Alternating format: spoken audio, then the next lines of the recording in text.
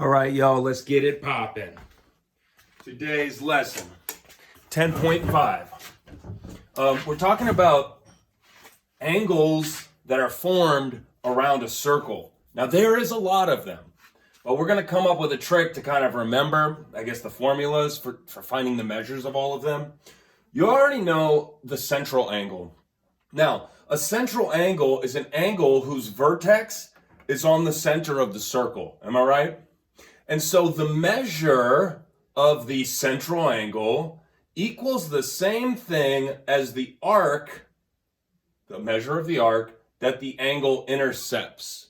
Or another word for it is subtends, which means, hey, if this angle intersects the circle at A and B, then that's the arc that this angle formed, right, with the circle.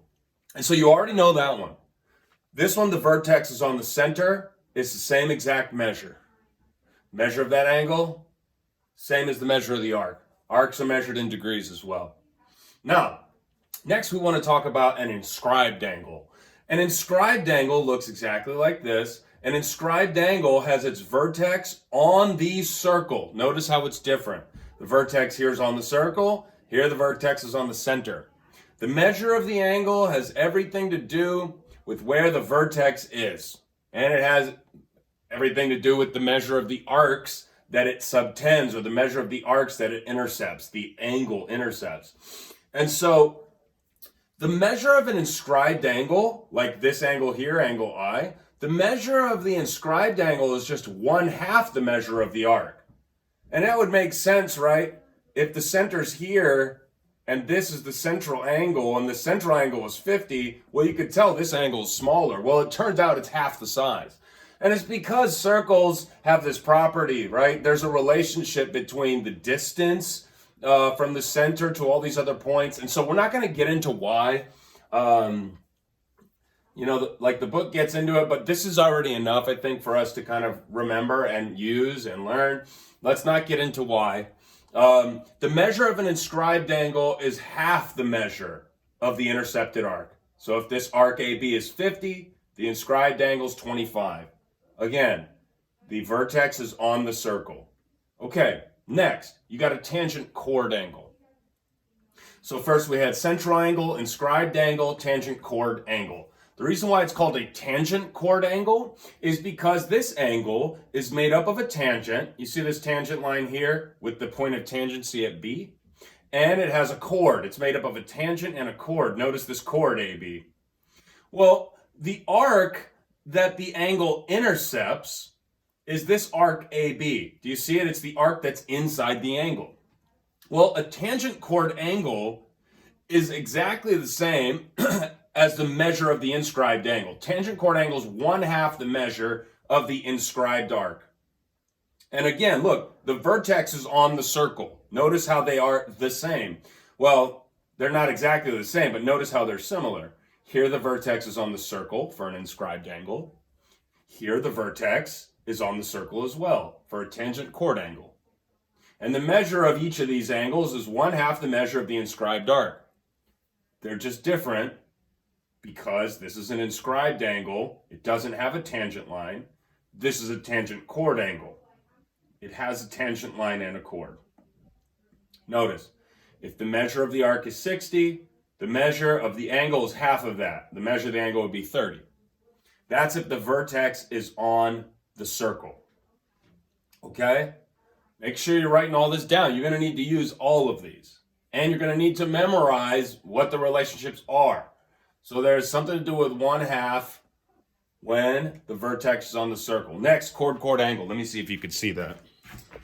Let me angle it down a little bit for you. Next, we have the chord angle. Like I said, it's a lot, but, once you see the trick, it shouldn't be that bad. Next, we have the chord angle. Now, it's called a chord angle because these angles, notice this is the angle where it says 40. These angles here, well, they're vertical angles, so they're congruent. So if that's 40, that's 40. Both of these angles AEB and CED, they're both chord angles. Why? Because they're made up of chords. Notice this chord AD and this chord CB makes up both of these angles. Well, when you have a chord angle, note where the vertex is. The vertex is inside the circle. It's different from the rest of the ones we've talked about so far. When the vertex is inside the circle, chord angle. The measure of a chord angle is 1/2 the sum of the two arcs that it intercepts. Notice how there's two of them. So look at arc AB. If AB was 20 degrees and if CD was 60, well, the measure of the chord angle is going to be half the measure of the sum. Add these together. 20 plus 60 is 80. Take half of 80, it's 40. That's a chord angle. The measure of a chord angle is 1/2 the measure of the sum of the arcs. And that's when the vertex is in the circle. So they have 1/2s related, right? Inscribed angles 1/2 the measure of the arc. Tangent chord angles 1/2 the measure of the arc. Chord angles 1/2 the sum now. Notice how they're different. This one, the vertex is inside the circle. Now these next three, to find their measures, it is exactly the same. That's why I kind of categorize these three all together. Look at the vertex of all these angles. The vertex is outside the circle.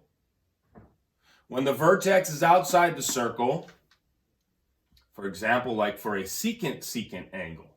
Now you need to know the definition for all these angles, because your book's going to say, hey, you've got a secant angle. You need to know what that is.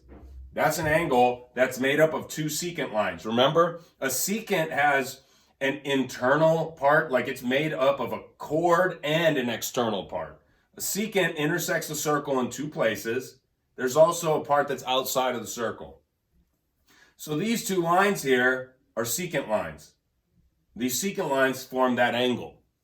Now, look at the intercepted arcs. AB is the bigger arc, is it not? CD is the smaller arc. Wouldn't it make sense to subtract the bigger or the smaller from the bigger? So these are just ways that you can remember it. I know it's a lot. But when the vertex is outside the circle, you subtract bigger arc, or you subtract smaller arc from bigger arc. So 30 minus 20 is 10. Then you take half of that. So the measure of this angle is 5 degrees. Why? Because the measure of a secant angle is 1/2 the difference now. Difference. Subtract the two arcs. Vertex is outside the circle. These other two is exactly the same, but they have different names because they're formed with different stuff. For example, number 6, secant tangent angle. That's made of a secant line and a tangent line. Here you go. Here's the secant line. Intersects the circle at two places, C and A. Here's the tangent line. B is the point of tangency. So this angle here is a secant tangent angle. And how do you find the measure of the secant tangent angle? Well, you find it the same way. You take half of the difference of the two arcs. Again, subtract smaller from bigger. That way you won't get a negative number. So here's the bigger arc, AB, right? AB minus CB, which is 20. 30 minus 20 is 10. Half of 10, that's 5. That's how you find secant tangent angle. Again, look, these two, they're the same. The way you find them are the same. They have different names, though. That's because this one's made up of two secant lines. This one's made up of a secant and a tangent line. But notice, vertex for both of them, they're outside the circle. And then the last one, let me see if I need to angle this down a little bit for you. Yeah, I'll angle it down a little bit. Bam! Last one, tangent angle. Now, the way you find this one is the same as the last two. Notice where the vertex is. It's outside of the circle. When the vertex is outside the circle, you find the measure of the angle by taking half the difference of the arcs. Now this one's different because, look, these are two tangent lines. A is a point of tangency, B is a point of tangency, which means this angle is a tangent-tangent angle. The measure of a tangent-tangent angle is 1/2 the difference of the two arcs. It's the same as the last two. But with this one, you're going to have a major arc. Remember, the major arc is the bigger arc, and you'll have a minor arc. And so because of that, I needed 3 letters here to describe this. This arc here, ACB, is 260 degrees, for an example. This arc AB, the minor arc, is 100. So if you subtract the two, here, notice, degrees in a circle, 360, right? Okay, 360. Now, if you subtract the two, 260 minus 100 is 160, right? Now you take half of it, half of the difference. Half of 160 is 80. So to find the measure of a tangent-tangent angle, you take half of the difference of the arcs. You take bigger arc minus smaller arc. Notice how they are similar. When the vertex is outside, you take half the difference. Vertex is outside the circle, you take half the difference. Let's see if I can point with this, bam. When the vertex is inside the circle, you take half the sum. Notice, when the vertex is on the circle, it's just half the arc. And when the vertex is on the center, it's the exact same measure. Central angle is the same as the arc that it intercepts. So in total, we have 7, all right? You need to know all of them, and you need to know the names. Central angle, inscribed angle, tangent chord angle. You need to also know how to find the measures. Chord angle, secant angle, secant tangent angle, tangent angle. These last 3, they're all related because the vertex is outside the circle, and you find the measure of the angles the same way, 1/2 times the difference. Okay? Let me give you an example. Okay, a couple examples for you. First, you're given this diagram, it says find the measure of angle C. Now, there's another piece of given information. BA is a diameter. And so my circle's kind of janky, but that's the center. BA is the diameter, even though my circle looks janky. Anyways, the first question is, what type of angle is C? Well, the vertex is on the outside, but look at what the angle is made up of. 2 secant lines, which means that this angle, angle C, is a secant angle. And the measure of a secant angle is 1/2 the difference of the arcs. So 1/2 big arc minus little arc.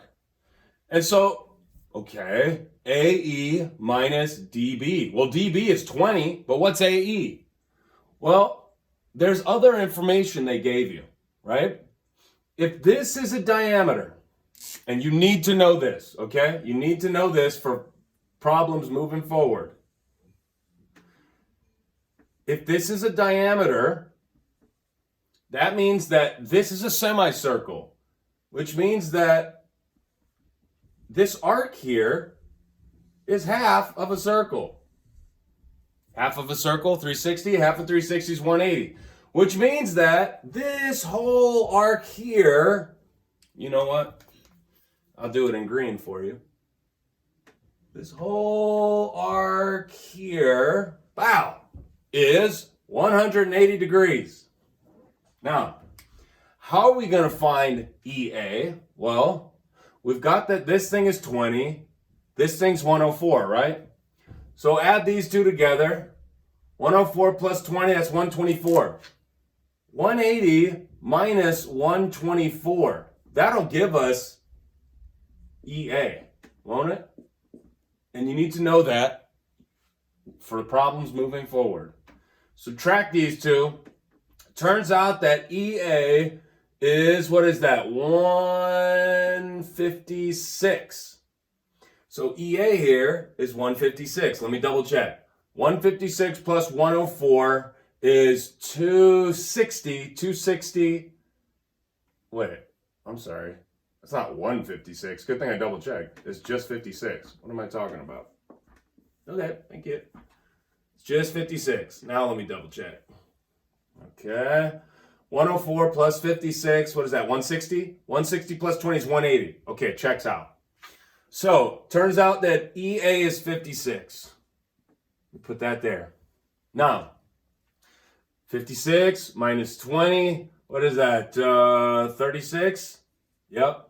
Now take half of the difference. So half of 36, 18. So the measure of angle C is 18 degrees. First I had to see what kind of angle it was, secant, secant. Then I had to write down the formula, right? Then I had to think about it, and I had to find some other stuff. So I suggest you start with writing down the formula. You want to start with something you know, okay? And then plug in the values once you find them. Let's take a look at this next problem. You scroll down a little bit. Okay. Find y. So take a look at problem number 2. All right, what is y? Let's see. So y is the measure of this angle here. And that angle, what type of angle is it? It's a chord angle. Notice the vertex is in the circle. When it's in the circle, half of the sum. The vertex is, that doesn't say yo, that says y degrees. It's a chord angle. It's also a chord angle because the angle is formed by two chords. All right, so how do you find the measure of a chord angle? The measure of a chord angle is 1/2 the sum of the arcs. So add these two arcs together and take half of that. 47 plus 29 is 76. Half of 76, 38. Which means the measure of y is 38. Now, you might have to do a question where they ask you to find y here, and they also want you to find this angle. Well, you should know that these are vertical angles. Vertical angles are congruent. So if y is 38, then this angle is also 38. All right? That's a chord angle. Next, last type.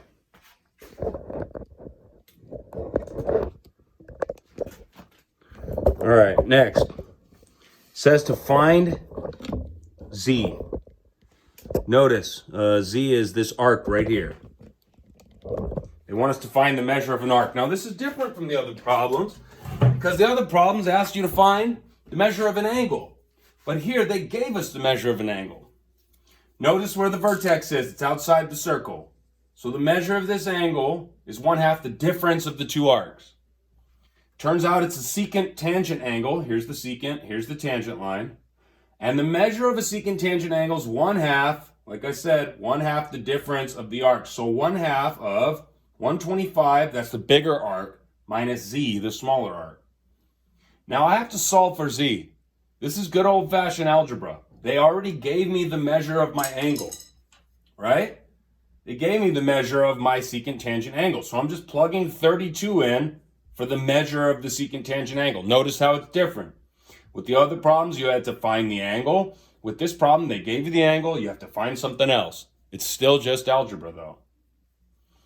I plugged 32 in for the measure of this angle. Now, at this point, you could distribute this half, but I would not do that.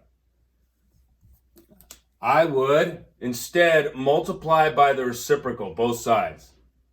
So, a lot of people make this mistake. They try and multiply 32 by 1/2, but that's not how you do it. You multiply both sides by the reciprocal, which is 2. Then 2 times 1/2 is 1. These cancel. 32 times 2 is 64. I need to deal with that first before I break into my parentheses. Now I can just solve for z. Here I added z to that side, subtracted 64 from that side, and I got that z is 61. Which means that the measure of this arc here is 61 degrees. Okay, your homework, it'll be in the assignment, and we're spreading this over 2 days. Okay, ask questions if you have them, and I'm going to try and make your quizzes available to view. So try and take a look at the problems you got wrong in the quiz. If you have any questions, make sure you reach out to me. Okay, bye-bye.